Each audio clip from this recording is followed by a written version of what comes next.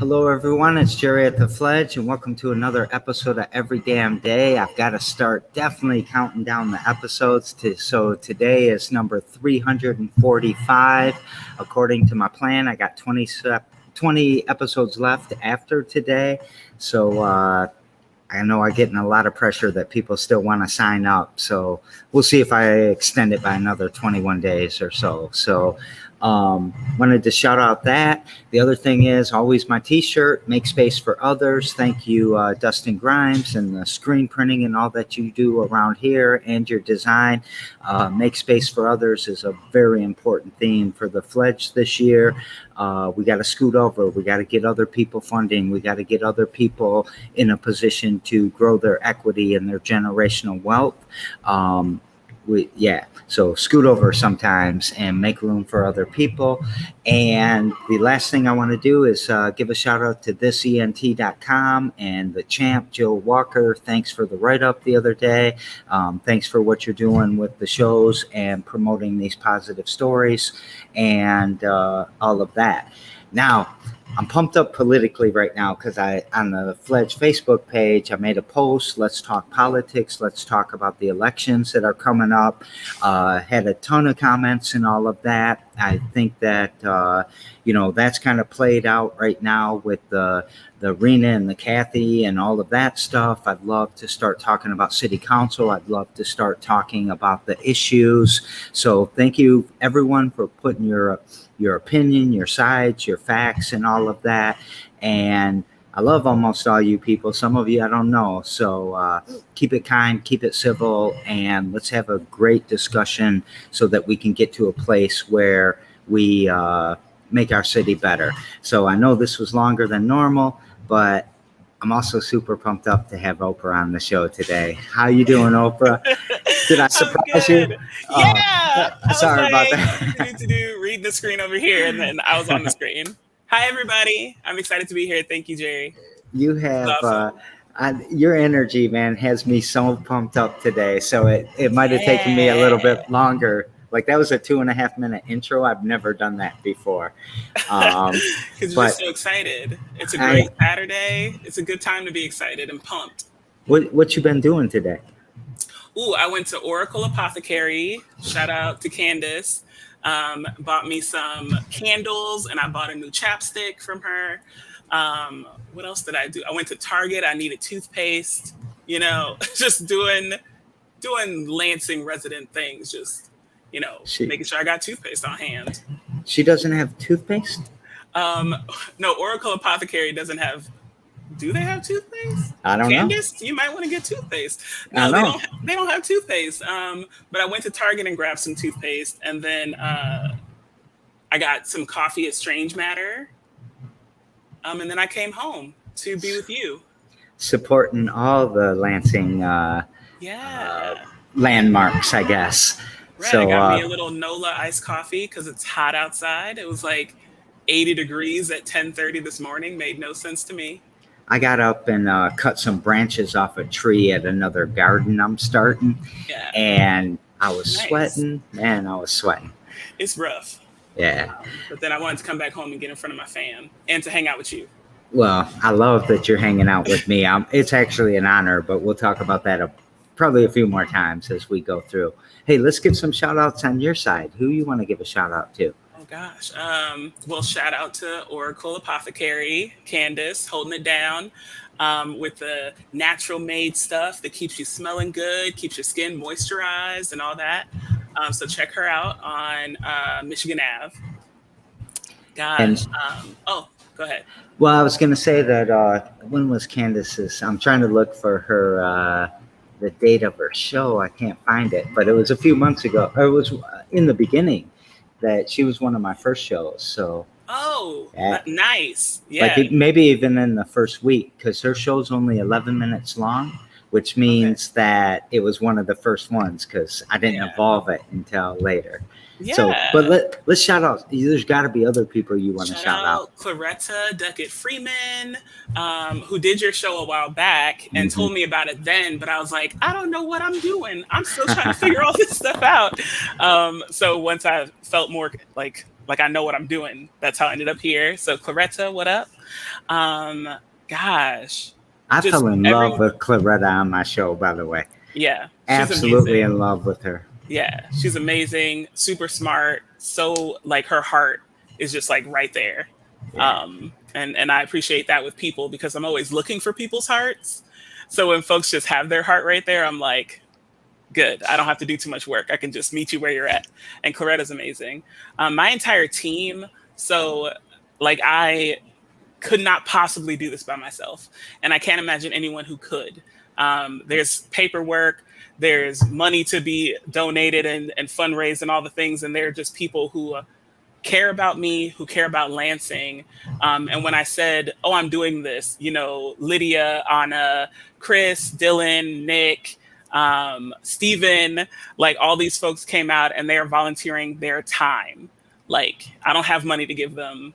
I might get them a LaCroix every once in a while, but these are folks who are like, oh, I'll give you my time and do work for this. Cause they believe in the stuff I'm saying and they believe that Lansing can do better than what we're doing currently. So I appreciate them.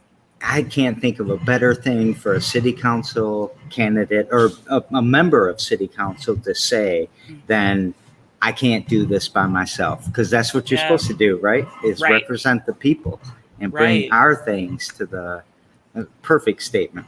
Thank you. Any- I agree. Anyone else?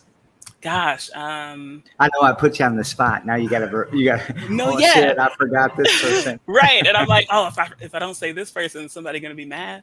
I think you know who you are. Anybody who has like loved on me, who has all those 710 votes from the primary, I want to thank each and every one of y'all, because I do believe that, you know, folks counted me out a long time ago. And those folks showed up, and like you show up with your vote, with the power that you have, especially at the local level. Like that's very important. So everybody who made time, thank you. I appreciate that. You're amazing. Alrighty. Let's get to know this person a little bit. Where were you born and raised? Where'd you go to school? These are all great these things. questions. So I was born in Spring Hill, Louisiana, super small, right, like a stone's throw from Arkansas. And I didn't even spend a lot of time there. When I was 6 months, my brother was 2 and my older sister was 4. My mother packed us up and we moved to California. And that's where I was raised, all over Southern California. So does that mean like San Diego, LA, places like that? More LA. More LA? Yeah. Do you know my daughter just moved to LA 2 weeks ago? I drove out there in a U-Haul and everything. Yeah. I think, would you have taken the 70 like all the way out? Wait, I think that cuts through like Nevada and brings you all the way down. Yeah, yep, that's what I did. I was sleeping for some of it. Not while you were driving. While I was driving. Oh, well, that works. No, I'm just kidding. But we went through like Iowa, Nebraska, Utah, maybe a little bit of Wyoming or something, and then down through Nevada and through Arizona for a second. I think they call it the Devil's Alley or something. Was really super cool. Because it's that dry heat. Like Arizona has that. I went to school in Arizona, so we're talking about schools. I did my undergrad work at the University of Arizona in Tucson. I studied creative writing with an emphasis in poetry, because I love a short little, stanza situation there. And I also minored in linguistics. I really like words. I think words are fascinating. And so. And important. Yeah, and important. Very, very important. Who's your favorite poet? Favorite poet? Oh, this sounds so like, of course, but Maya Angelou. I read her often. Toni Morrison is my favorite writer. Like I'll read anything that she's written. I'll watch any interview that she's done because she reads people for filth in interviews. And she's just so smart. Like I just love when folks are like, oh, I can actually hear everything that you said and what you didn't say, and I know what this situation is, and she's really good about that. Yeah, that's the importance of choice of words, right? Mm-hmm. Absolutely. So University of Arizona, creative writing and poetry, emphasis on Mhm. poetry. Yeah. I always feel like mine is cliche. I love E. E. Cummings. I just love him. Yeah. Right. And I don't know why, but I think, he was ahead of his time. I'm sure he was, Mhm. he's a 40s white male in a prominent position, so he's not extra clean and all that. Right. But I just think his poetry was spot on. Pity this busy monster, man unkind not. Progress is a comfortable disease. Look at And you. I feel he called it out with, like consumerism that we have Mhm. today that's hurting us so bad. See, So, I support it. If you find something that speaks to you, like go for it. And there are folks who will shun like popular, mainstream, whatever poets and work. But really, it's like if you like it and it speaks to your heart, yeah. go there. Like be in that space, and that's cool. And I love the crossover between poetry and music. Like Gil Scott Hmm. Heron is probably my favorite poet. Well, my favorite song is Pieces of a Man. Um, Okay. and Wait, say the that name. is I need to be taking notes. Gil Say the name Scott again. Gil Scott Heron. Gil Scott. Most people will know him from The Revolution Will Not Be Televised. Yeah. But my favorite song he ever did was Pieces of a Man. And it talks about how us as human beings really, but at that time he was talking about men, how they get laid off from work and that a little piece falls off and then, Yeah. all these things. And he was really talking about the black man Yeah. um, at that point in the 60s. So, Oh, um, thank you. no. Well, thank you for being on because you're pumping me up because I know we're going to talk about some good stuff. So, Yeah. I don't know when you graduated. I don't know how many Hmm. years are in between there. You don't have to tell us your age or anything. I'm sure Yeah. they put it in City Pulse all the time and shit. They actually did, and didn't put my didn't put the incumbent, didn't put his age in there, but made sure to put my age and the other person that was on the primary ticket. Yeah. We're not going to swear during the show. Yeah, no. We're good. We're good. We're good. City We Pulse can't. did, as a newspaper, endorse me, which I appreciated, giving me that platform. So that was really nice. But Yeah. there was an article in there where I was like, "Oh, my age is put in here, but not his age," which is just it's an interesting thing to think about with like patriarchy and misogynoir and all those like sexism and the things that just get wrapped up in that. Um, like, why is it important to know my age? So that people can determine if they want to, in their minds, think I'm attractive or someone that they want to be around. It's a whole thing. So what is your age? So then we can So just get I'm it 34. Hello, 34. everyone. My birthday is in May. I'm a Taurus. And I'm a Virgo rising and a Pisces moon, if that means anything to you. All I know is I'm a Virgo. Oh, And nice. Yeah. and I'm gonna be 55 in about 11 days. And the Oh, only reason I'm bringing this up is because yeah. you're 34. That's a Fibonacci number, and the next Fibonacci number is 55. And I'm into numbers. I have a degree in mathematics, What? so I love these series and stuff. Do Yeah. you mind if I say what a Fibonacci is? I was going to ask It's you. it's 1, 2, 3, 5. So 1 plus 2 is 3, 2 plus 3 is 5, 3 plus 5 is 8, 5 plus 8 Oh, is 13, 21, 34, 55, 89. yeah. So I'm scared it could be my last Fibonacci number because I got to make it 34 more years Yeah. after this. And You will outlive us all. I hope not. I hope not. Me too. I hope we all live for a long, long time. Yeah. Yeah. So, No, but when um, folks want to be immortal and stuff, like, I'm like, I want to do what I got to do and then be on my way. And that'll be okay. so you left college at 21, 22, something Yeah. like that. What'd you do after that? Yeah. I went back to California.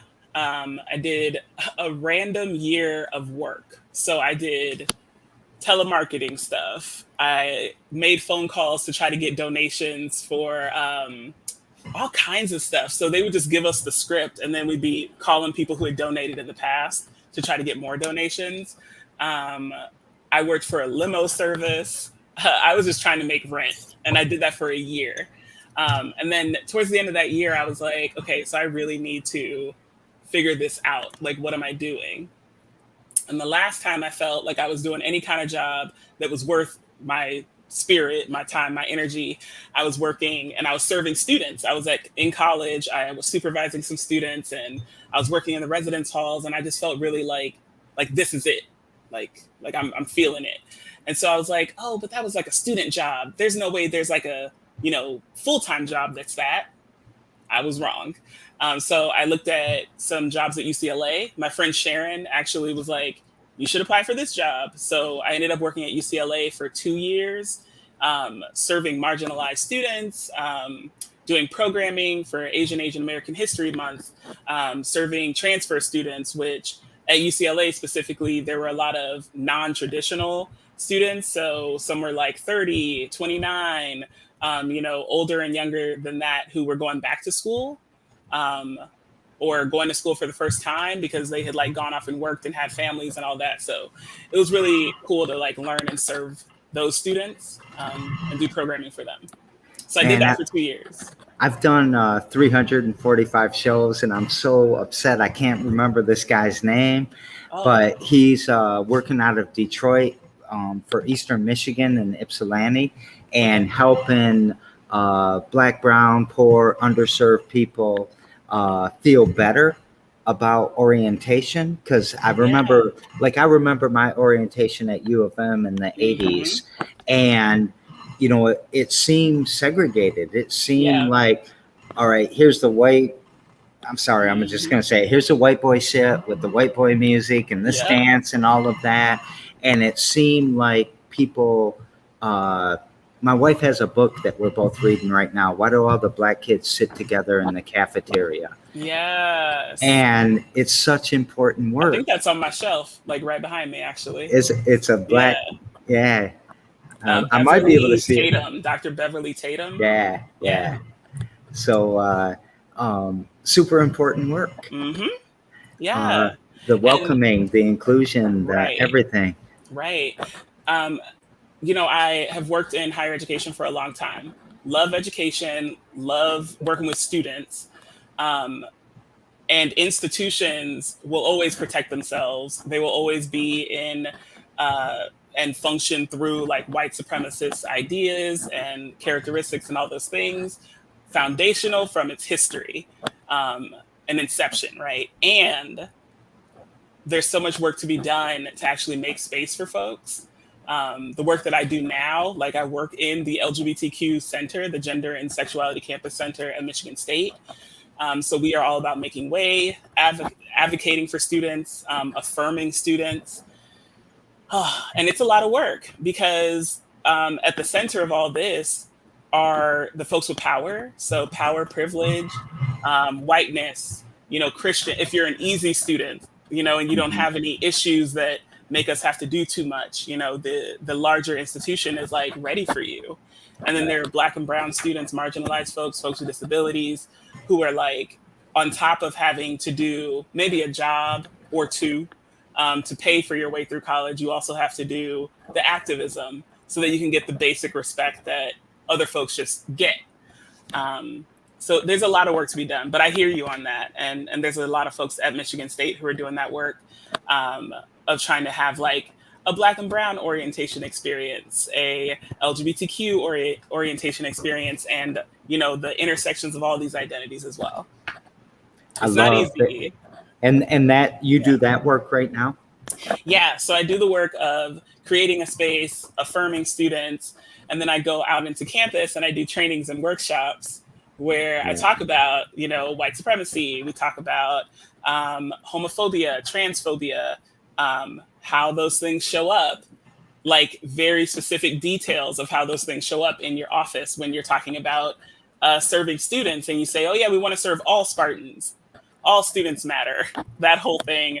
But then when a trans student comes in the room, a non-binary student, and you start he-ing and she-ing everywhere because you don't know how to ask for pronouns, we hit a wall because that's not all students, right? Like, because this student in front of you is struggling. So we try to do try to push people on what they mean by all students. And Yeah. usually it means the students that look like me, the students that are easy and that I don't have to jump through hoops for, and try to get people out of this thinking where they've put themselves, because of power and privilege, like that they have to do something extra. Like learning pronouns is something extra for trans people that I have to do as a cis person. And it's like, no, like folks have always existed. Trans people didn't just come out of nowhere.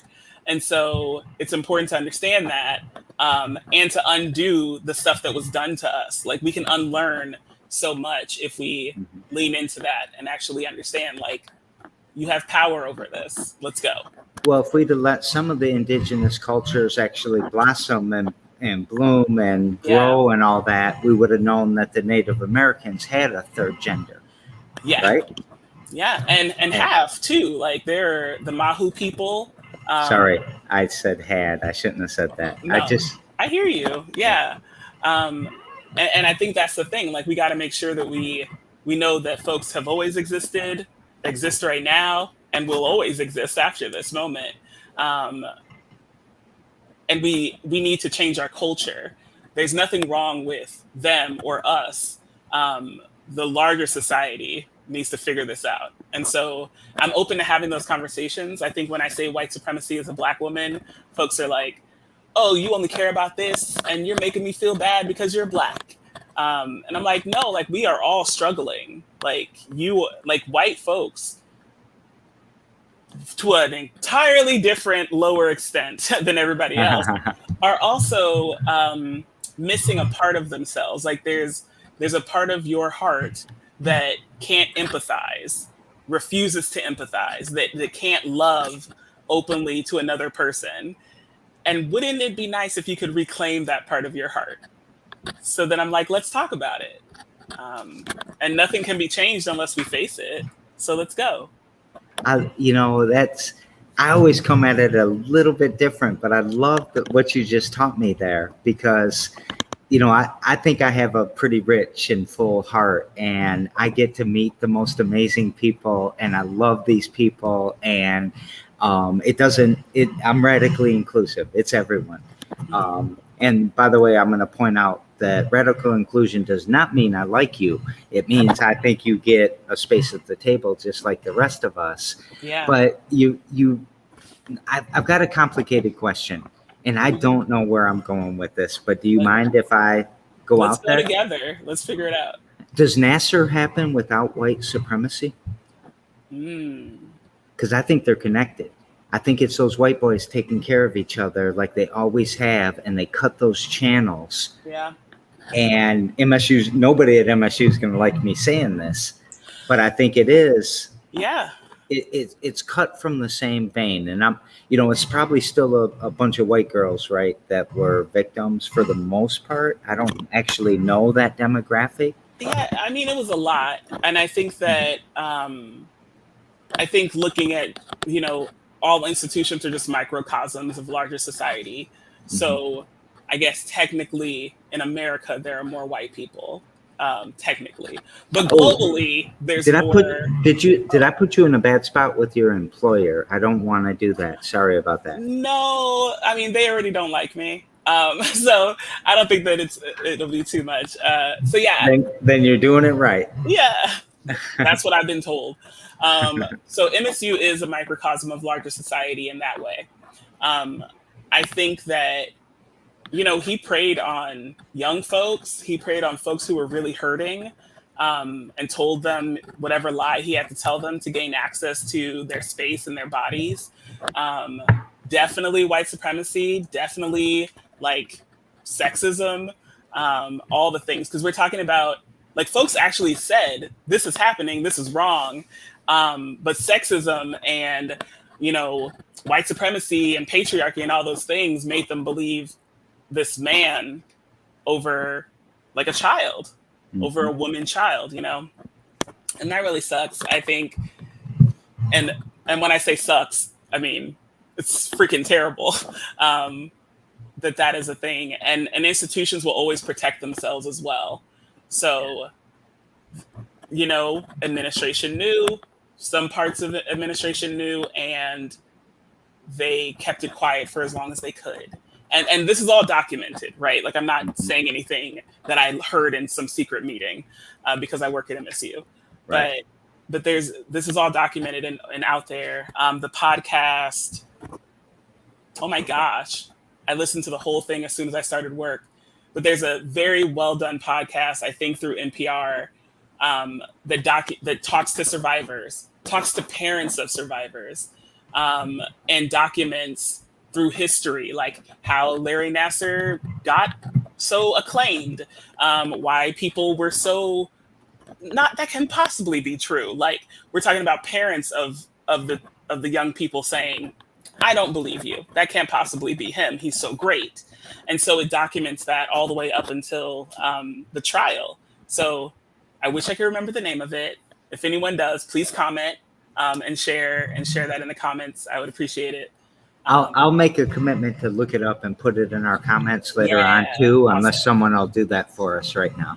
Yeah. So But I think that white supremacy definitely plays a role in helping predators keep being predators and protecting them over and over again. see, I had never thought about it till something clicked with me. So Yeah. every once in a while I have an epiphany on the show. So thanks for giving me this epiphany. I'm so glad to help. Are there any things that you want to talk about, like growing up in, well, I guess you didn't really grow up in Louisiana. You grew up more in Los Angeles and then Arizona, and then you came out here. Anything you want to talk about there, or you want to jump into your projects? Gosh, I had a little bit of time in Kansas too. I did grad school in Kansas and I studied higher education. So I know how colleges function and all that mess. And I In still Lawrence? have, yeah, Where'd you- Lawrence, Kansas. I fell asleep.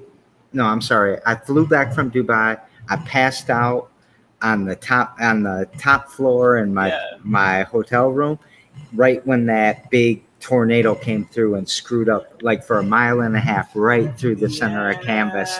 And they couldn't wake me up, so I slept on the top floor Oh while my everyone else gosh. was huddled in the basement. So Okay. so I know Lawrence very well. Yeah. What year, do you remember the year of that? Man, I think it must have been it would have been between 2003 and 2006. Yeah. I So was somewhere out in there 2011 to 20. Oh, okay. Oh, nope. 2013 to 2015. That's Oh when I wait, was no, out there. no. I'm right. I'm wrong. I mean, 2006 to 2012, somewhere in that time frame. Okay. I'll find it. I don't know. Yeah. But No, yeah, campus. I really enjoyed my time in Kansas. I have some really like amazing folks in my life who I met in Kansas. So it was a good time. I think Lawrence, Kansas is a cute town. Like a city, a small city that doesn't know it's a small city. So mhm. like the vibe is really cool. Prototypical college town, but it was a good time. And I learned a lot too.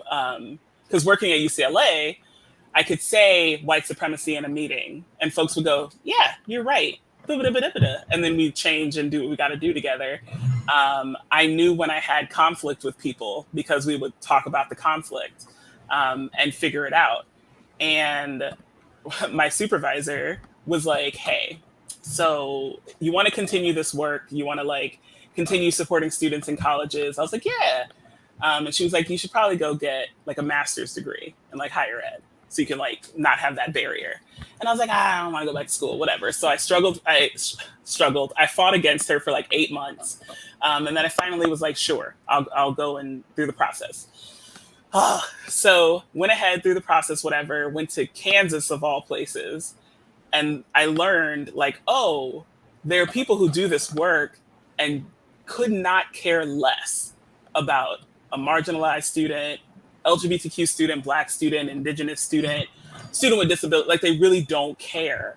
They collect their paychecks and they go home. And at UCLA, like I'd be in the office late at night trying to figure out a new thing or meeting with a student because they have this many jobs and, can only meet with me to talk about, housing or whatever late at night with other colleagues. But like, Kansas, folks were clocking out at 4:55, and not thinking about campus again until they get back on campus at 7:50, a.m. the next morning. And that was hard. So lots of conflict out there, especially with my program and trying to push it. Like my program didn't have a diversity, equity, inclusion course. But it Most had didn't until May 26th of 2020. Right. That story. Yeah. And so we were trying to and I was out in Kansas when Michael Brown was killed. And I remember being on campus going, oh, we're going to do so much. Like Kansas is here. Where Michael Brown was killed was 5 hours away. We had students on campus who lived in that neighborhood who knew Michael Brown from just being in the neighborhood. And I was like, clearly our campus is going to do visual, a email to the students, a message, like something. And there was silence. Like there was nothing. And I remember the students, like we were talking and trying to figure stuff out together, but there was nothing from administration, knowing full well that students from that community, from Ferguson, were there.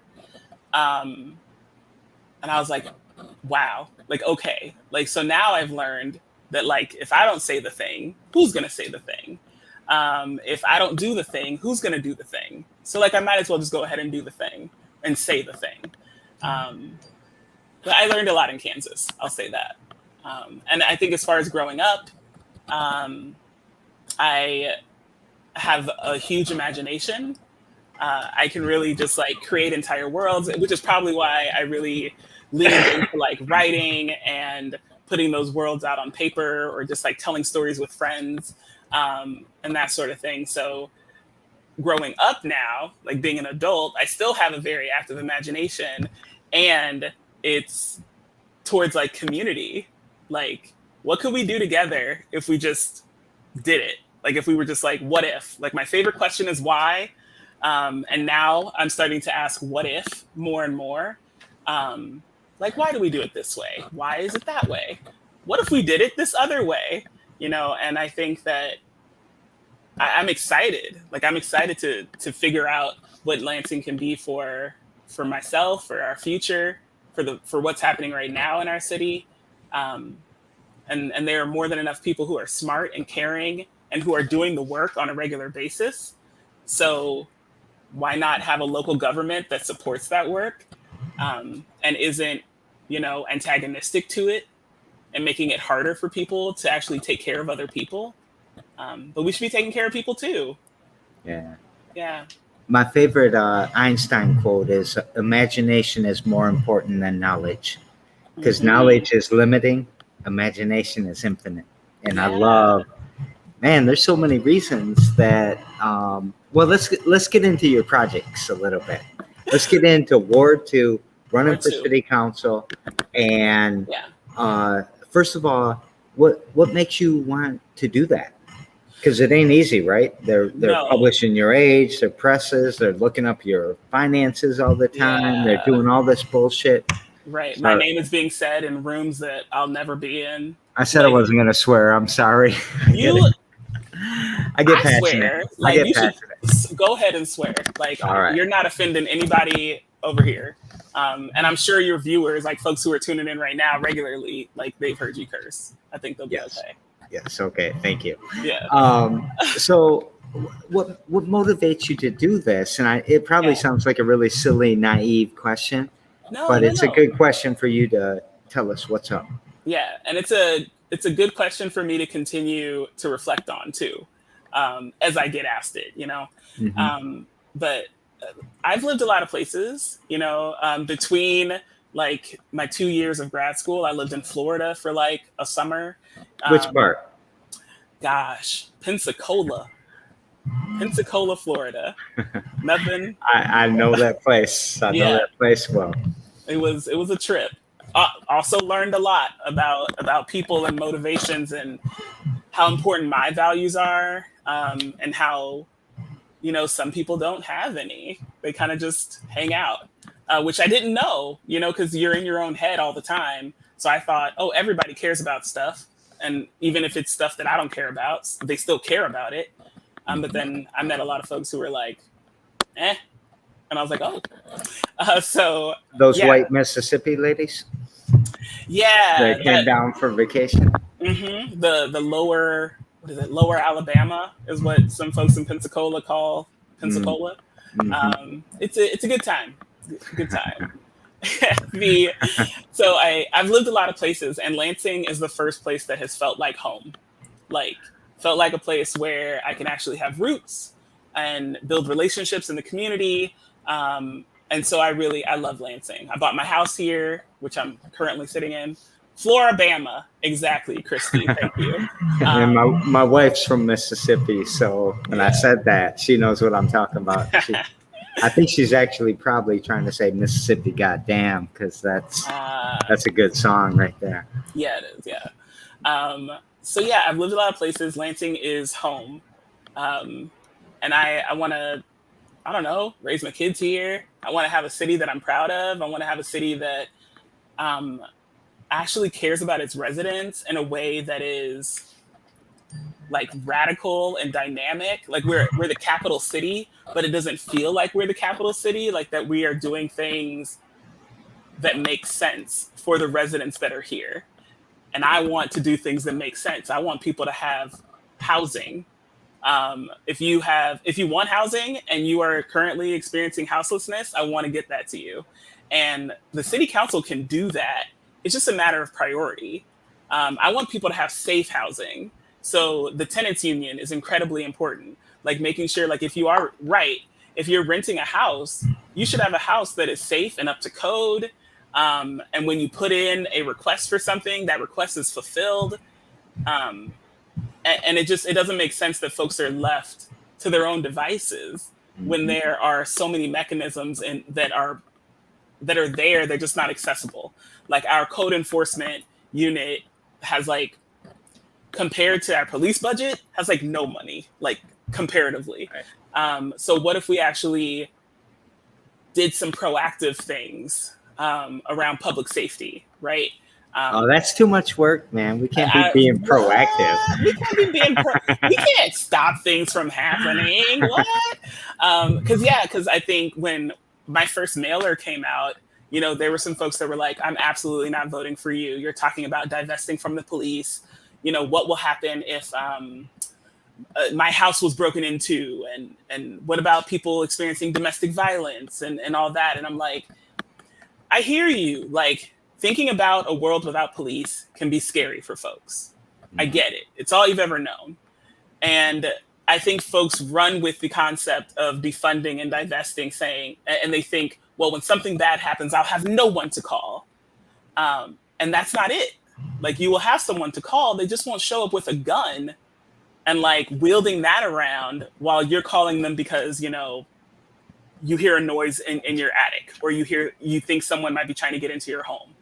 And for folks who have had their homes broken into, like, the police didn't stop your house from getting broken into.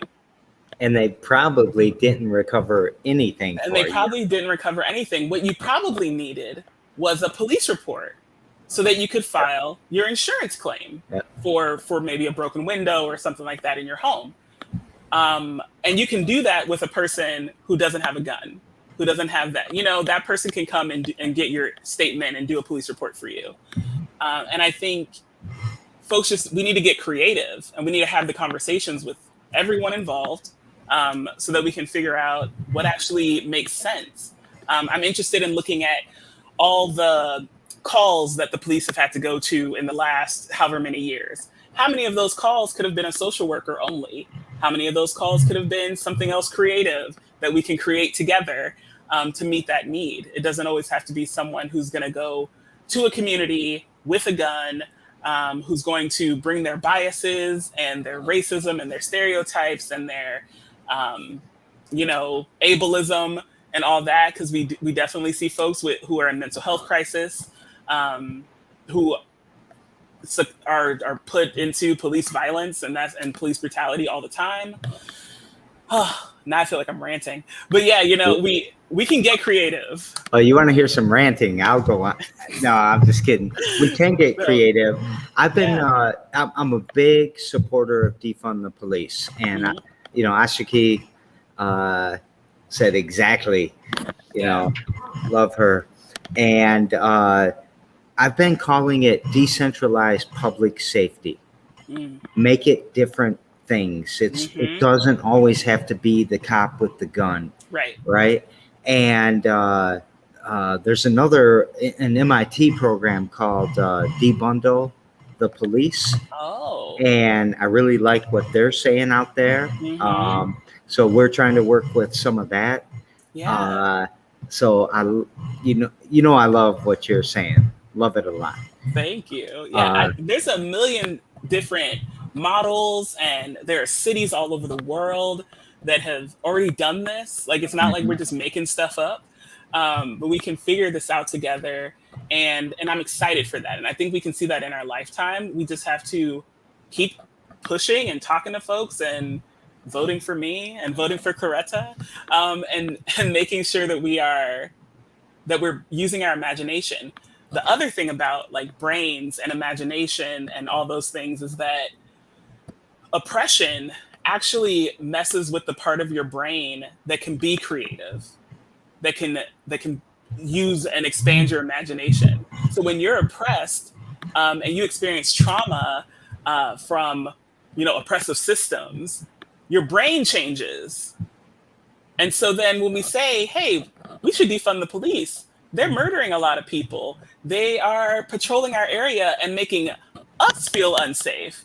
And there are white folks who are like, oh, they make me feel completely safe. My safeness is better than your safeness. I don't want to even imagine what you're talking about. A world where you can feel safe. Um, that's outside of some white people's imagination.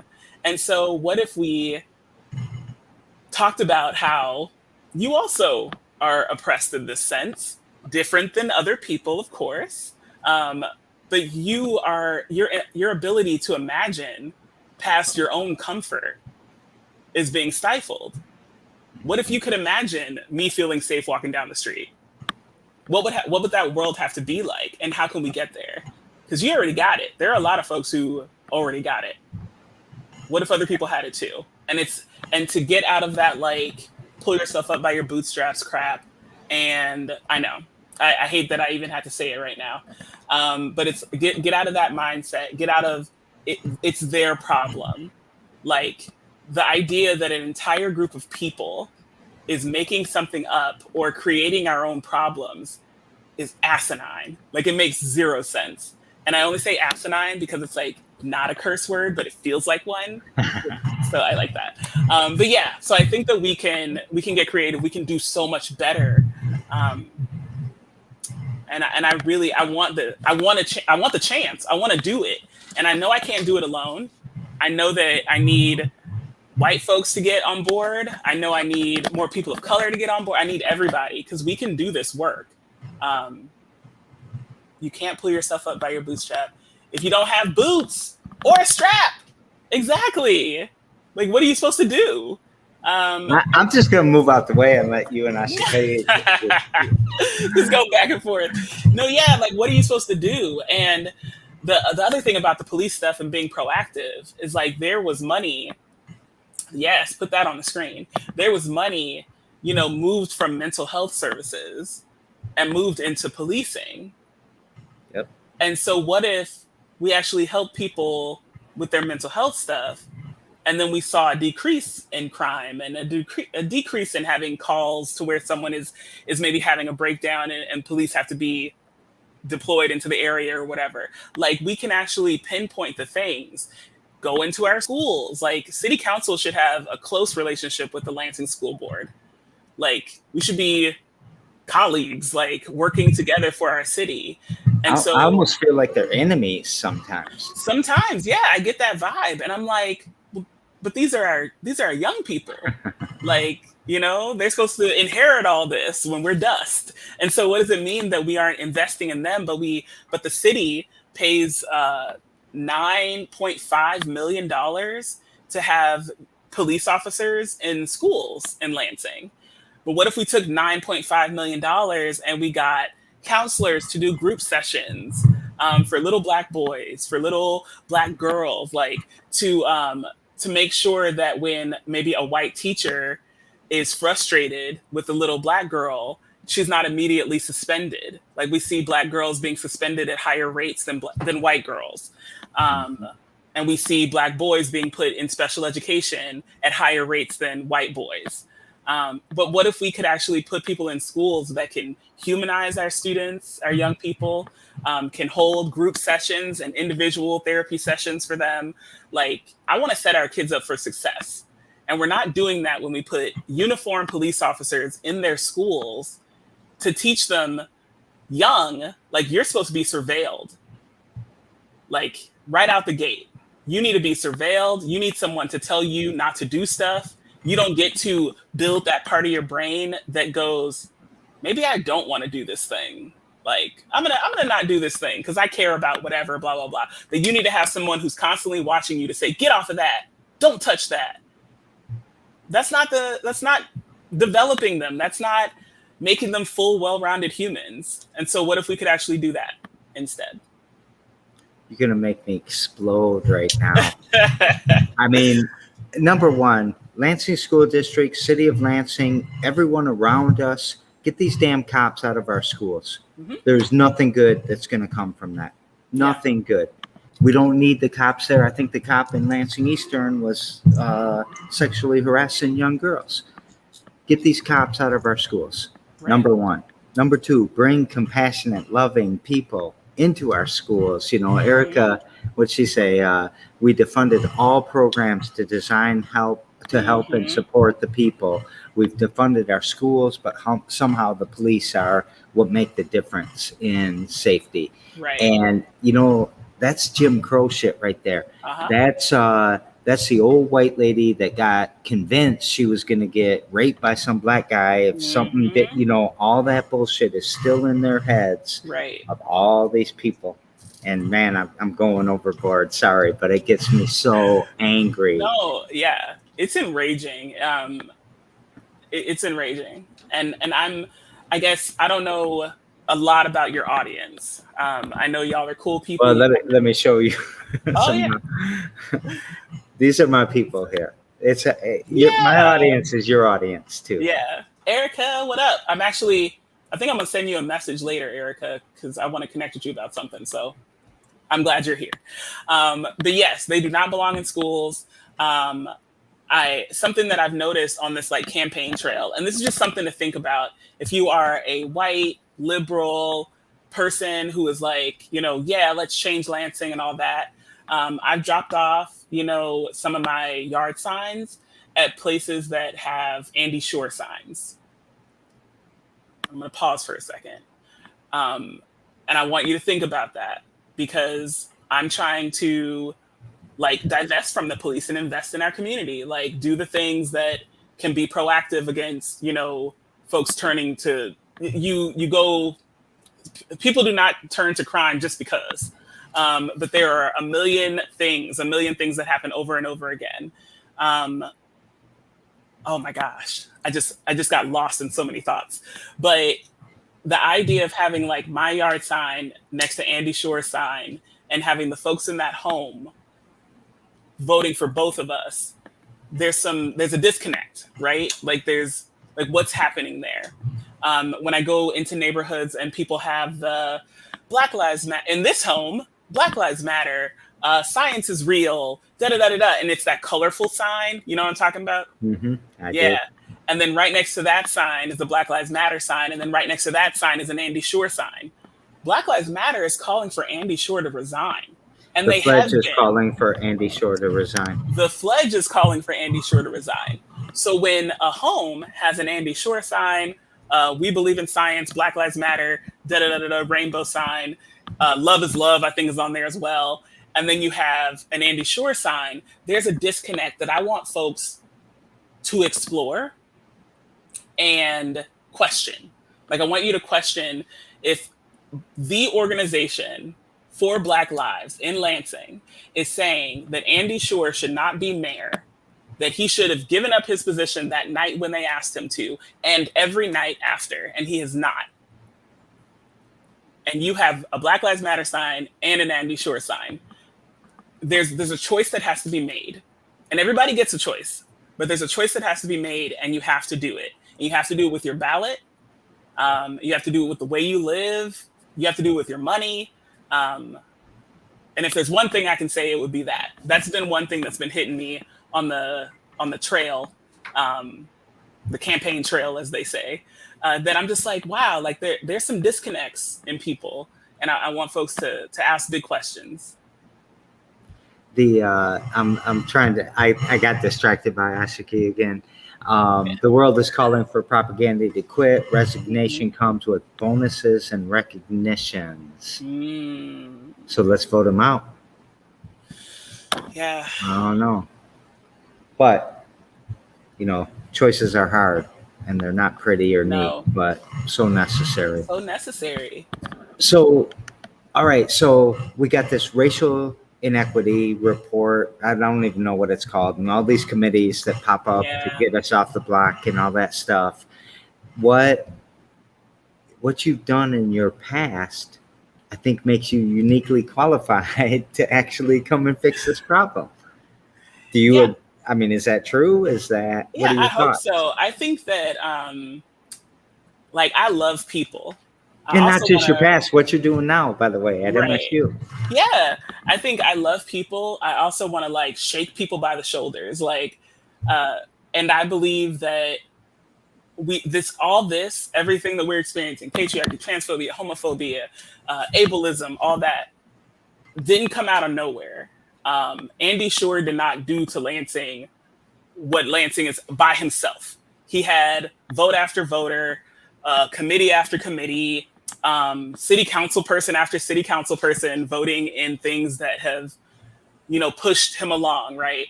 And Verge before him, person, person. And it's not going to be one person who's going to come in and fix everything.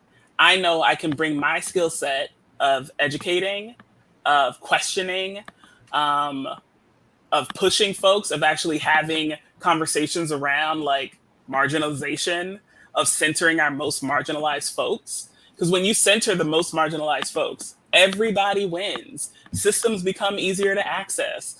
We don't have to make up random rules around why funding has to go here and not over here. We can just say this is the thing we need to do because it's going to serve us all. It's going to serve people. I can come in and I'm ready to have conversations around priority shifting and figuring out what our values are. I think I wrote that in a question because we've gotten 1 million questionnaires over this whole campaign trail. And so I wrote about changing priorities and evaluating our values. So if we say we care about A, B, and C, it actually has to align. And how do we make it align? And I'm excited to have that conversation with city council members, with the folks who I'm supposed to do this for with the city. And I'm also excited to push them on it when they're voting on something that is counter to the values that we've talked about. If you want to do good for this city, you have to do good for the whole city, not just the loudest folks, not just the folks that look like you, not just the folks in the right tax bracket, but our entire city. And so, I was going to say something kind of shady. No, say that shit.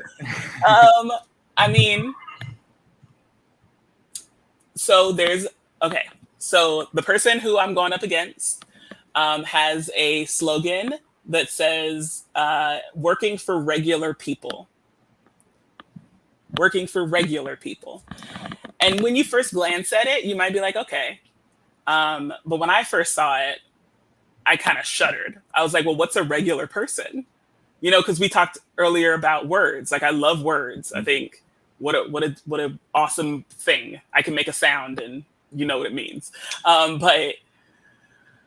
I can write it or whatever, however I express myself. But the regular people means that you have defined it in a certain way. And when you define it and you don't say everybody, but you bring it on down to a narrow point of view, you're definitely leaving folks out. You're definitely determining that there are some people, excuse me, whose comfort, safety, needs are more important than other people's, right? Because those people are regular means these people are irregular. And I like to think I'm an irregular person, Black, queer, single. I live here with my dog, like and then, when you go and you read things, it's working class families. And I'm like, okay, all families? Do you care about lesbians and their kids? Do you care about lesbians and their dogs? Do you care about trans folks and their families? Do you care about chosen families? Like if I just want to live with a bunch of my queer friends in a house, like will we be able to get the same, support from our city council to get like our city to be our city? Or will we find something deep inside the laws or policies that says, family is defined as this? We have to ask these questions. And then when we get the answer, we have to say, nah, I don't like that. and then do something different. I didn't know you were going to make me fall in love with you more during the show. Oh, Jerry. I should have known, right? I should have known. So, a lot of what you were just saying at the beginning, I don't know if you know Stephen Covey and the 7 Habits of Highly Effective People. Yes. But living within your values, being proactive, and not being able to talk your way out of propaganda situations you behave yourself into. I love what you're saying. Yeah. When you're going to be on city council when? January? Yeah, I think that's when it starts. And actually, I probably should say sorry to Mr. Garza and all that, because I don't really know him that well. But yeah. I think that, you just named a few demographics, and I don't want to just make it a demographic thing, but I'll take a woman right now in our government over everyone, just because, one, it's been too male dominated for too long, and women have a different intuition. They have a different way of looking, and we need to mix that up better. And I would love to see people. What'd you say? Your favorite question is why? Yeah, why? And women, especially if you have a young child, what's that child do to you all day long? Why do we do this? Why do we do that? Why do we do that? Yeah. And you have a special ability to answer why. That us men are like, well, it's got to be like this, and it's all logical. And I don't mean to rag on, and I'm talking black, white, brown, whoever. Us men are just, we're different, and women are different. Yeah, I think we were socialized to be different, right? Like, when I reached for, I wanted to play football. My brother played football. I thought it would be so fun to like run and like jump on people and try to get the ball and all that stuff. And my mom was like, you could be a cheerleader. And I was like, I don't want to be a cheerleader. Like, I want to tackle people. So we were all socialized a certain way, right?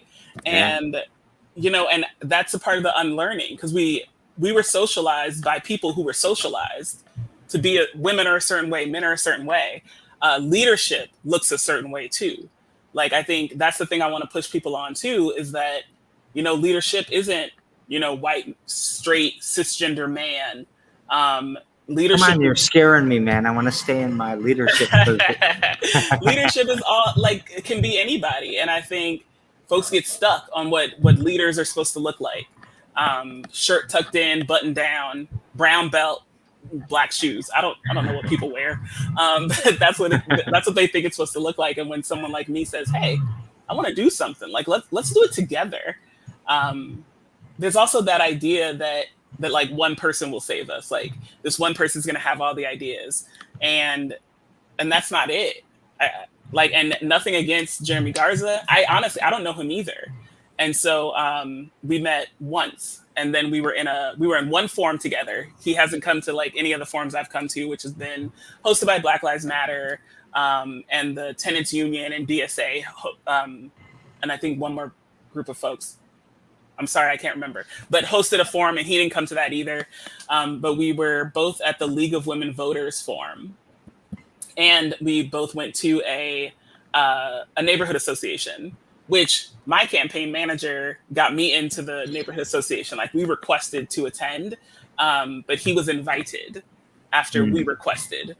So that's another thing too. Like, there are folks who really have an idea of what leaders should look like and who should be in charge. I don't see myself as being in charge. I see myself as being in the room, taking all the needs and the desires of people who love this city to that space, and then making an ordinance and then voting, and figuring that out and trying to convince my colleagues and everything, which I don't think we have to do a lot of convincing if I know what your values are and I know where you're at, you know, because I can get there. You tell me where you are, I can find you. Let's go. What you trying to say? You're going to serve us?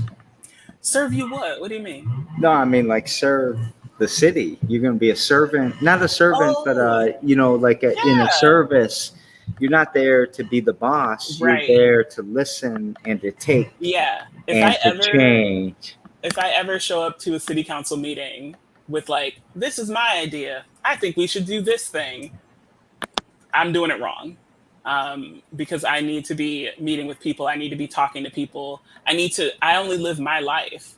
Like, I go to my grocery store over here. I go down the street to my friend's house and I see the street between me and my friend's house. You know, I live my life and thousands of people are living their lives. So it's arrogant to think that I can really know what everybody needs. I need folks to tell me.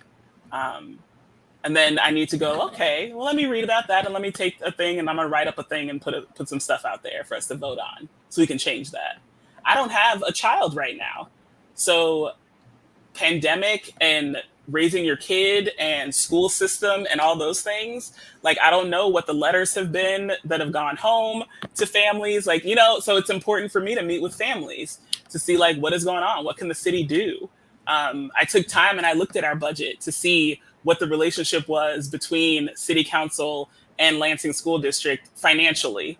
And besides the city paying for some after school programs and some summer lunch programs, the biggest piece of money is that $9.5 million for police.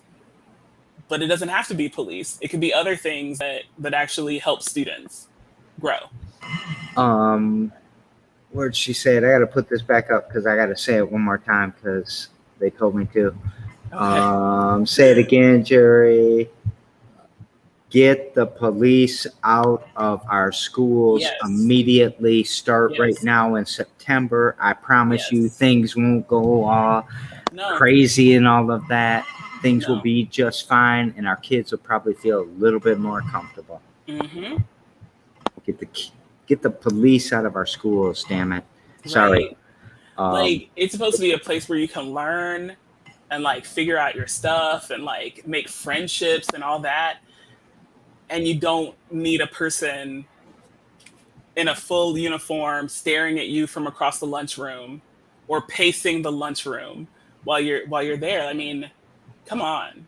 Like, it doesn't make any sense. And I think also, you know, some of the people who are making these decisions didn't even have that same experience, right? Like they just went to school, they did their pranks, and they were like super fun and like hung out with people and ditched school when they felt like it, you know, and whatever. And they didn't have a police officer there. But now they're older and they're like these kids nowadays.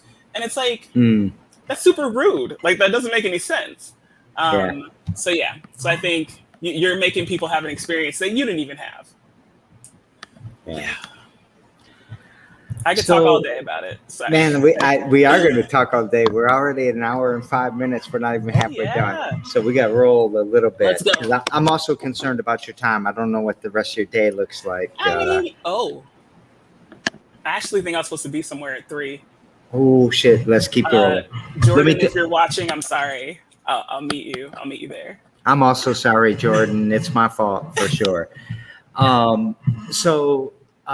What's your biggest issue? What's the one thing that if you, and I know I'm asking a political question, I usually try to stay a little bit away from it, but I'm a little pumped up about this other political stuff that's going on. And I want us to be talking about issues. I want us to be talking about pushing our city forward. So what's your biggest issue and why should we support that maybe? Yeah.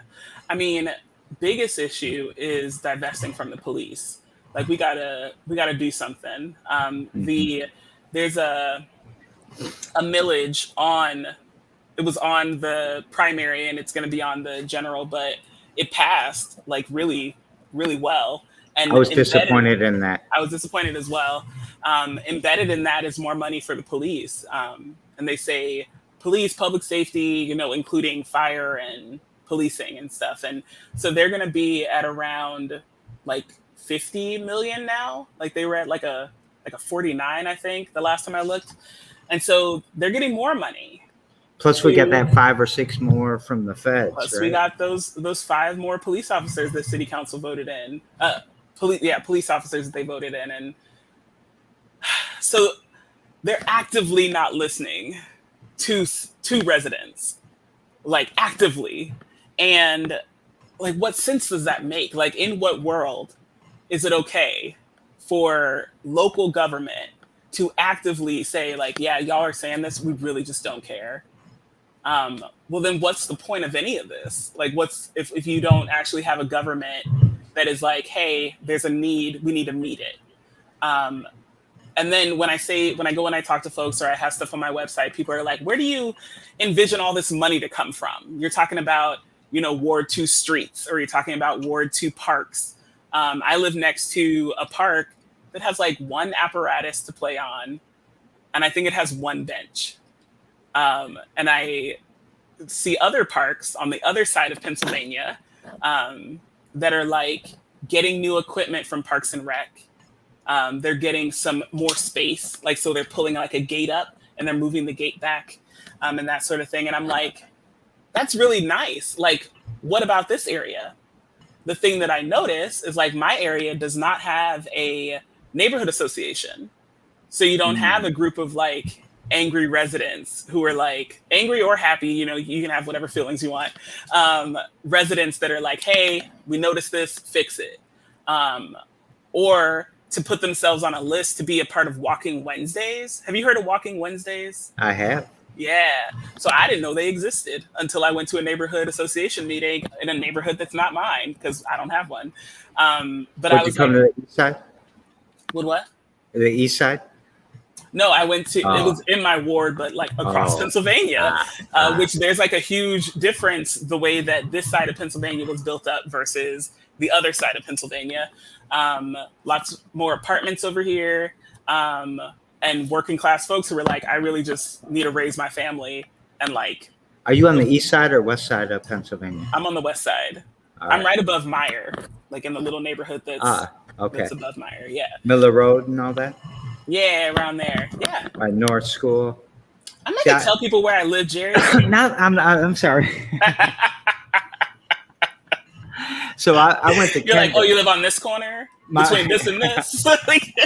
I know exactly where you're on. You're on Somerset over by. Yeah. No, I'm just playing. I'm playing.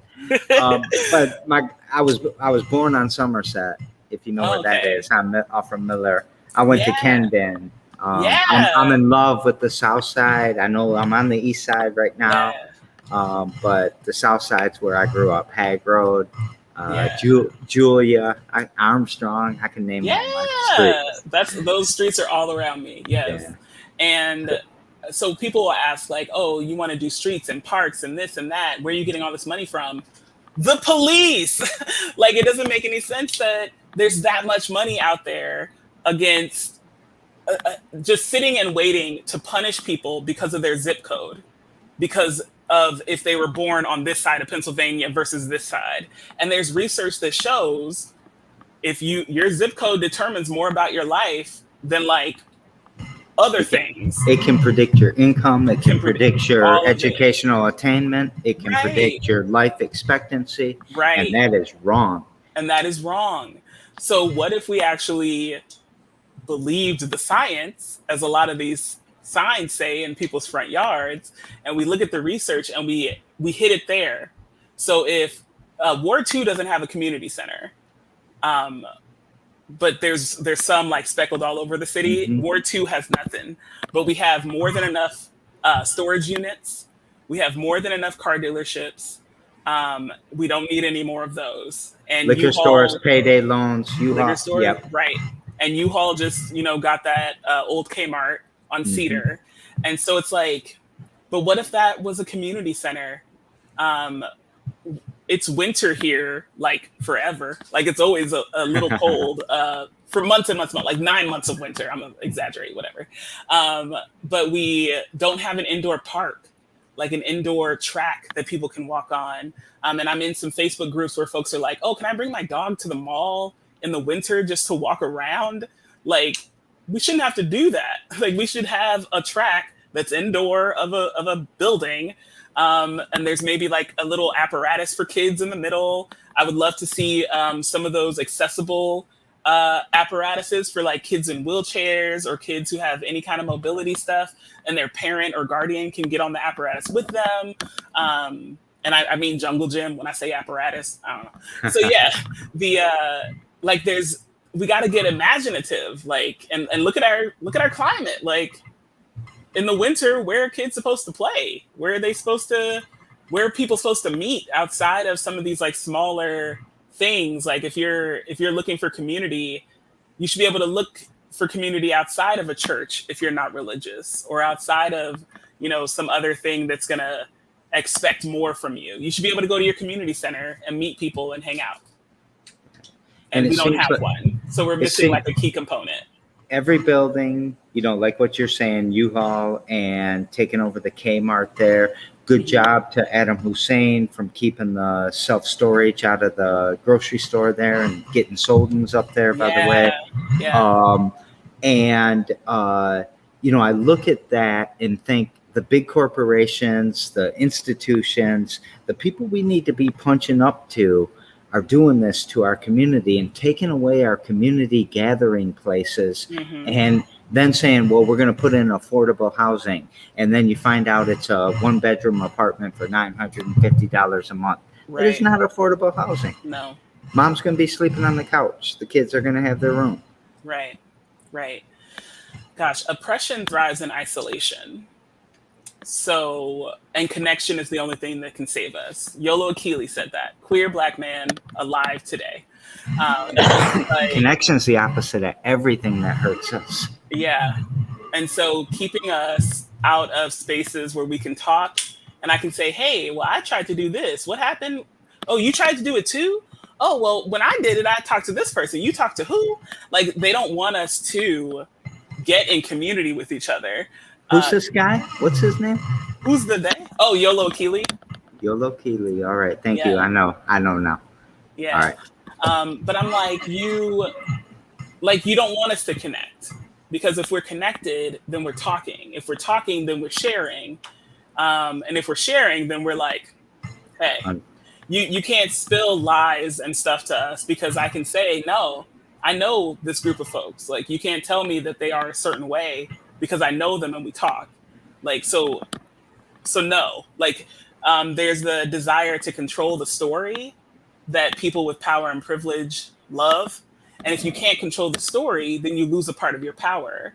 But we can do that. We can control the narrative that is told about ourselves and each other by being in community with each other. I know you asked me like my top priority thing, but it all is connected. It's a beautiful answer. It's a beautiful answer. What do you do every damn day to push your mission forward? Because we got to get you to Jordan, right? Oh, yeah. Jordan is going to be mad at me, because we were texting this morning and it was maybe you could make him mad at me. Okay. I'll say blame it on me. Yeah. And then I'll send the link to this and I'll say, look, see, Jerry did it. I actually don't think I matter that much, so it probably ain't going to work. Damn. So, yeah, what do I do every damn day? I try to live authentically. I try to have these conversations. I ask why. And I encourage other people to ask why. Like, every damn day. Like, we can do better. We can imagine better. We can grow. We can unlearn. We can learn. We can let go of the stuff that is holding us down. Toni Morrison, like, let go of the shit that's holding you down. How do you expect to fly? Like, all that, like, let's go. And we can do next time I see you, I'm gonna give you a big old hug. I hope that's okay. Yeah. I'm vaccinated, and I'm trying to make better, like, healthy choices. Still wearing my mask in the store. We can be masked up and hug. I would appreciate that. All right. Yeah. So we daisy chain these shows together. Yesterday on the show is our good friend Erica Lynn. She's commenting Hi, over in Erica. the right there. And her Yeah. question is to you, what's the imprint you want to leave on the world? And maybe a little different than what your legacy is supposed to be. She was talking about legacy is the movie they make about you with all the goody goody and the good stuff. But what's the imprint? What's the scar you had to leave? What's the door you had to kick in or something? I don't know how to even describe it. Yeah. But you get it. You already know. I get it. Let's see. And that's a great question too. Like, what's the imprint? I think possibility, and imagination, and then also working towards it. Because we can imagine all day. Like, me and my friends do that all the time. Like, imagine what our jobs could be, imagine what our community could be. And also the ability, the means to work towards it. And I hope that people will listen to this, watch this video, listen to this podcast, watch my America 20 to Life podcast, or watch that video, listen to that podcast as well. And take whatever they can take from my story, from my words, and imagine the possibility of something different. Adrienne Marie Brown, she talks about growing up, she knew it felt like she was circling like a dark hole. And she knew out here there was patriarchy, there was transphobia, there was racism, like all the terrible things. And she didn't know what was in the hole, but she knew it had to be better. So she took the leap, started learning the things, building the community that was, trying to unlearn and take that stuff off, the patriarchy, the sexism, all that. And she leapt into this unknown. And she didn't know if it was a black hole to nothing or if it was a hole to new possibilities. But she leapt. And I would love for people to say, I'm gonna leap. I'm gonna try this thing. I'm just gonna go. I'm gonna say the words, I'm gonna say, I love you. I'm gonna say, I love myself enough to leave you. I'm gonna say whatever they have to say to reach that new possibility. And I hope that they will get that from me. Spectacular. Yeah. I didn't know how I didn't know how you'd answer that. I don't know how anybody will answer it. Now, I didn't answer it yesterday because I got derailed and had to not do my TikTok, but I'll answer it again. Yeah, now I want to know what you would say. What I would say for my imprint, man. Oh, are you going to save it for the TikTok? I'm saving it for the TikTok. Okay, fine. I'll watch the TikTok. I think that my imprint has a carbon footprint. My imprint has, I grew up, Kendon was my school. I got bused to Riddle. I'm comfortable in black and brown and poor neighborhoods because I grew up in poverty. But at the same time, I was influenced by racism. I didn't experience racism, but I experienced racist things, right? I don't ever want to try to co-opt racism because it's not the same. It's not the same knowing that it's going to happen as soon as I walk out that door. So I think my imprint really to me is about, did I try to give my voice away as much as possible? Did I try to give my privilege away as much as possible? Did I make space for others as much as possible? And did I do my best every day to learn a little bit more about how I can be a better person? And did I never let those white boys in that locker room keep me from standing up and protecting my black, brown, and poor friends? Mm-hmm. So maybe it's that. I don't know. I got to think more. About it. Yeah, so, but I also don't want to take. This ain't my show. This is about you. So don't do that. Okay, fine. No, that's the thing. Folks don't want to risk their privilege. Privilege is comfortable. And a part of privilege means you don't have to think about it. It just is. And so when you tell people, there's privilege in that, or there's whatever, folks are like, I've never thought about that. What? And it's like, yeah, because you took it for granted that it was just a thing. But for every privilege, there's people without that privilege that My struggle. privilege has never made me comfortable because my very good best friends were watching me the whole damn time. Yeah. And it's never made me comfortable. I want to take the hardest route I can because I don't want to use my privilege. Yeah. And I'm co-oping a bunch of shit, and I don't want to be doing that now. Let's get back to you. Oh yeah, fine. Yeah. Let's get I'll back let it to go. you. Because I can talk about privilege all day too. Ida Lee, who is her child was born with a debilitating disease.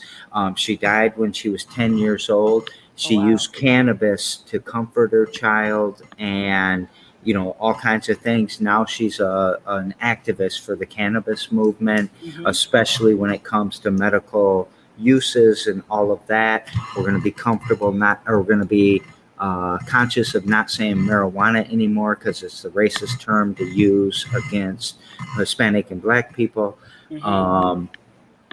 What question would you like me to ask Ida tomorrow? Okay.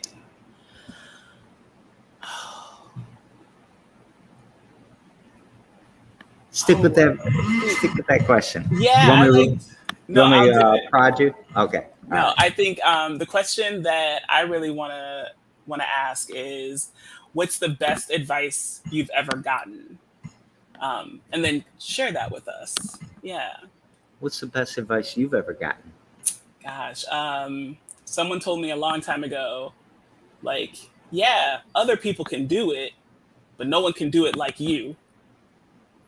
And that always stuck with me. Because my instincts as a kid, all up in my head, imagining stuff, was always like, yeah, other people can do it. Other people have the same thoughts I'm having. Like, I'm not special. But really, yeah, they could do it, but they're not going to do it the way I do it. And so why not? Do you want to hear mine, or you want to wait for the TikTok? I want to hear yours. On this one, I think it's an old wrestling phrase. If you're the best one in the room, if you're the strongest, the best wrestler in the room, you need to find another room. But I'll couple it with keep your mouth shut, because you don't learn anything when your mouth is flapping. Right? So if you want to be the smartest one in the room, absorb it all in and set it up and play chess, because if you listen to everybody and you're smarter with a bigger brain, right? And a bigger brain comes from you and I and our differences. If you and I think exactly alike, we're just one brain. Now we're a brain and a half. We have some common knowledge. We have a Venn diagram, right? Yeah. So keep my mouth shut, listen, learn, and do what's right, I guess. So my answer can be somewhere around there, but I got to TikTok it up and do a dance or something. No, I can't dance. The dance that's contained to like this one spot. Yeah. Yeah, love it. I look forward to it. Happiness, sadness, joy, hope, and or love. Which words would you like to talk about, or word? Let's talk about joy and hope. Joy and hope. Yeah. Why you pick those? Because I think that's what I'm leading with. Like the early on meetings with the team, the folks that, volunteered their time to work with me, and to work on this campaign and to work for Lansing. We talked about just being humane, like knowing it's going to be a lot of work to do all the things that we want to do. And we are human people. And so it's important to have joy. So in our meetings, we laugh a lot and we go off on tangents and tell stories. And that's lovely. Like, and I love that. I wouldn't want to have a meeting where we're just like, okay, who's over in this district and who's doing that? Like, nah, like we're humans and we care about this city and want to do right by everybody, by our most marginalized folks, especially. And then hope, because, I brought up Jeremy, but I really don't focus on him. And my team doesn't focus on him. This is about Lansing. Like, this is about having hope in Lansing, having hope for a better future, having hope for better for our young people, better for our folks experiencing houselessness, better for folks who are renting houses that are falling apart around them, and they can't get the support from the city or from their landlords to get their houses going the way they're supposed to. Um, and yeah, so I have a lot of hope, and that's what drives this campaign. Not, oh, we got to beat Jeremy Garza. It's, we got to do this for the city. So let's do everything that we can so that we can get me in there, get Claretta in there, and we can get this work done for our city. I'm gonna ask you a weird question right now. Oh, Is you okay with that? I love weird. Because I told you I wouldn't come at you sideways in any way, and I don't think it quite is. But if so, all my slots for every damn day are filled. I can't take any more. Should I make an extra slot if Jeremy Garza wants to come on and talk to me too? If you'd like to, why Would not? Because we want to hear voices. We want to make the best decisions, right? Right. We want to do what's best. All right. And I want people to make informed decisions. Like, be proud of your vote. Right. Just curious. Yeah. Andy can come on too if he wants. Yeah. I mean, that's the thing. Like, and Erica and Michael, you know, they said America 20 to Life. They said, you know, if Jeremy wants to come, he can come.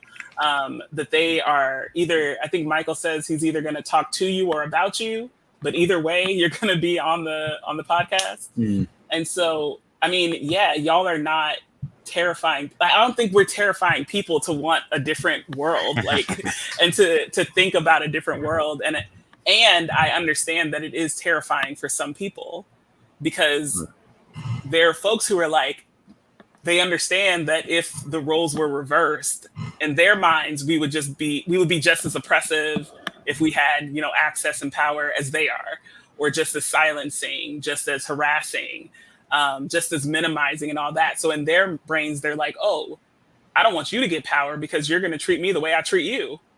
I don't like that. So let me go ahead and like make sure you don't get that seat of power. But we're not. Like, the social justice, equity, diversity, inclusion work, like whatever you want to call it, DEI, if you just like the letters, like this work, caring about people, comes from the most precious part of my heart, like the most open, raw part of my heart. Just loves people and just wants us to be okay. And we're not okay. So when people think that I'm being aggressive and mean and you only care about that because you're Black, you only care about that because you're queer, like all that, I'm really like, no, I care about people and I love people. And there are people, we are struggling. And we can do better though. Like, and it just takes making that choice. The same choices that, you know, oppressive folks in power make this, they make the same choices over and over again to make these systems do what they do. We can make choices over and over again to get rid of that and to change all of this to be better. You're super badass. I like you a lot. I'm so happy you came on this show. I'm happy to be here.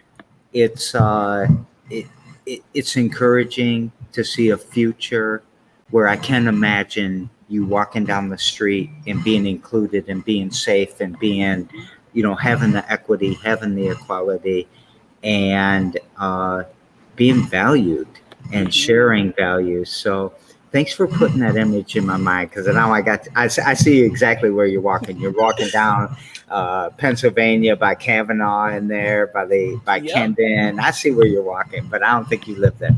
She lives somewhere else. Don't be trying to stalk her. You got people circling the area. My house is very distinct. Like, my yard signs are in front of my house. So. Oh shit! So, you know, I used to hang out at Tony's before it was like this big remodeled. He must have got a grant or something from the city for a facade or something. But that was my old stomping grounds. So. Nice. Kendon, when I first moved to Lansing, Kendon was my voting location. And I, in my brain, didn't understand it was an elementary school. So like I walk in and there's these tiny chairs and I was like, oh my gosh, humans, like tiny little baby humans go to school here. And I thought that was very sweet. Yeah. I thought you might have thought everyone in Lansing was all little. Super short. No. No. I was like, oh wow, like they're so tiny. And then I was like, you used to be that small. All these adults used to be this small, and now we're just like running around. I don't know, being goofy, trying to change the world, whatever. Yeah. I can't wait to see a January city council meeting. Yeah. You looking forward to it? Me too. I am. What would you like to take us out with? Let's get you out of here so we can be respectful for Gosh, Jordan, which I've I given him know. not enough respect in the last 30 minutes. Sorry. I really want to take a second and just say, Jordan, I'm sorry. Because you did text me this morning to do a thing with you, and I'm gonna make it up to you in whatever way I can. On the record. That's on the record now. And I don't know what Jordan we're talking about, but I'm sorry too, Jordan. Well, 'cause, yeah. so I think I can share what we were gonna do. So Black August is an event that Jordan is working on. Carrington, ooh, I wish I could remember their last names, but Jordan works for MPHI, and like Carrington is with Black Lives Matter, Lansing, and so Black August is commemorating the imprisonment and harassment and subsequent like deaths, murders of Black activists in California, in the California prison system. They, fought for justice. They were imprisoned. And this is all from what Jordan and I were talked about like a week ago, maybe. But Jordan, go on Instagram and look up Black August.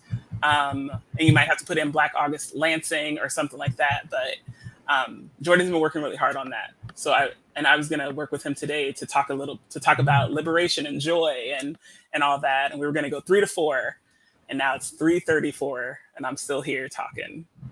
Maybe you could go to 3:45 to 4:40. I don't know. I'm going to get out of this. I'm going to call him as soon as we get done. But to take us out, I just want to talk to folks for a second and say thank you for your support. Thank you for your vote. I hope I've earned your vote if I hadn't already. Or I hope I've earned your volunteer time. If you are a person who wants to volunteer, thank you for putting all the links in there too. That's awesome. But if you're a person who likes to volunteer, next week we are starting a huge volunteer push. For the primaries, we found that the places that we went and left, literature at overwhelmingly voted for me. And so we're going to do that, but on a larger scale, larger than, my team of, I think, 6 or 7 people can do. And so we need all the help that we can get. So please follow our Facebook page, like our Facebook page, so that when I put that push out for volunteers, you can actually sign up to volunteer. The other thing is money. So this is an expensive thing. And I need... Every coin counts. Every dollar matters. And so if you got $2, $1.50, I will take it. And it'll go towards lit. Mostly all of this literature, these pieces of paper, we definitely get recyclable paper from Lawson Printers. We work with a unionized printing company that is local. And so we need help with money. And we're actually doing a donation, challenge, I guess. And so we're looking for 10 people, this many, who are willing to work individually and with me and the team and all that to raise $1,000 individually. So 10 for 10K.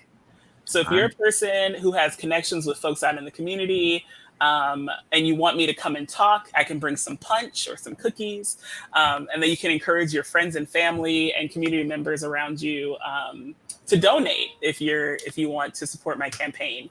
You can email me directly at info, INFO, at vote Oprah, 4, ward, 2.com. You can email me. The email is also on my website, which is in the comments section here. Thank you, Jerry, for putting that in there. But 10 for 10K. So 10 folks to individually raise $10,000. Individually raise $1,000 so that we can have $10,000 to buy all the lit. We want to try to get T-shirts for folks, just because, somebody comes up to your door and they're wearing like a Vote Oprah T-shirt. It hits different than if they're just wearing like a regular shirt. So we want to get people, we want to get t-shirts, we want to do lit, and all that. And it would be so helpful. So please, if you're interested in that, email me. But to take us out, I believe Asada Shakur said, "It is our duty to fight for our freedom." Am I saying this wrong? I'm probably saying it wrong. It doesn't look good for a white guy to, correct someone else on the screen, It is our duty. I don't want to be a liar. Okay. It is our duty to fight for our freedom. It is our duty to win. We must love each other and support each other. We have nothing to lose but our chains. Thank you, Jerry, for having me here. Do you have anything to say for the wrap up too? We talked about love a little bit. We talked about being comfortable with saying we love each other. And I just want to say that I love you and that I appreciate what you're doing, that you're fighting. It is your duty to win. And you're on my side of town. I didn't quite know Ward 2 like that. I haven't paid attention to it enough because I'm selfish and in Ward 1 and all that. No, so I want to stop you for a second. So I don't believe that. I don't believe that you're selfish and just stuck in Ward 1. I do understand, like, Ward 2 is a hard place for a lot of Lansing folks to love because there isn't a true identity for Ward 2. There's nothing that draws people from other wards. Like, we can think Old Town, we can think Horrocks, even all the way up there. We can, name Rio Town and all that. But when you think about Ward 2, folks kind of get blank on like what is down here that will pull you from up there to down here. And so that's another piece, is like we need to build up our identity of like what Ward 2 offers to the larger Lansing, besides storage units, U-Haul, and getting your car fixed. So is the old Longs right past the highway there by where the Fahrenheit used to be, where Leo Brown is trying to get his thing? Is that still there? Again? The old Longs. I don't know if that's in Holt or if that's the county line or if that's in Ward 2, where the old the YMCA used to be, just on the other side of the highway down there from Cedar. Yeah. I think I'm going to get obsessed with finding a community center that you guys need. I think the highway is the cutoff, because right when you get on the other side of the highway, there's a Welcome to South Lansing sign that's right there by, there's Wendy's across the street, then there's Aldi. That's the line. So anything below that is Holt. All right. I believe. Y'all can tell me I'm wrong.